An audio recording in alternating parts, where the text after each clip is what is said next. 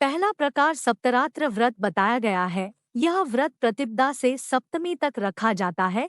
इस प्रकार से व्रत करने से संपूर्ण फल की प्राप्ति होती है।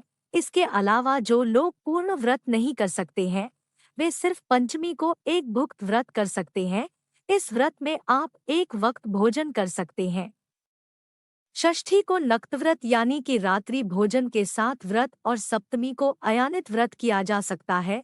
इसका अर्थ होता है कि व्यक्ति को बिना मांगे जो मिले उसका व्रत में सेवन करना चाहिए। कुछ लोग जो सभी व्रत नहीं कर पाते हैं, वे सप्तमी, अष्टमी और नवमी को व्रत कर सकते हैं।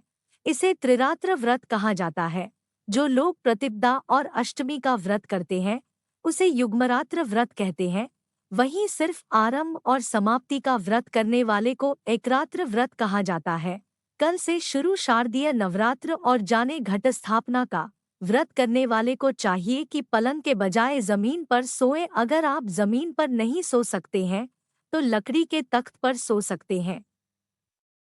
नवरात्र का व्रत करने वाले को सोने के लिए अधिक गुदगुदे गद्दे का प्रयोग करने से बचना चाहिए। हो सके तो 9 दिन बिना गद्दे के सोएं। व्रत करने वाले अधिक भोजन नहीं करना चाहिए। सिर्फ फल या फिर थोड़ा बहुत चाहे तो कुट्टू का प्रयोग कर सकते हैं।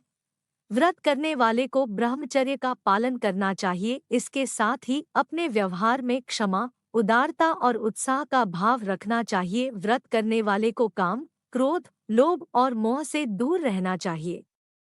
व्रत करने वाले व्यक्ति को झूठ बोलने से बचना चाहिए और सत्य का पालन करना चाहिए। मन को संयम में रखना चाहिए। किसी को भी अपशब्द बोलने से बचें।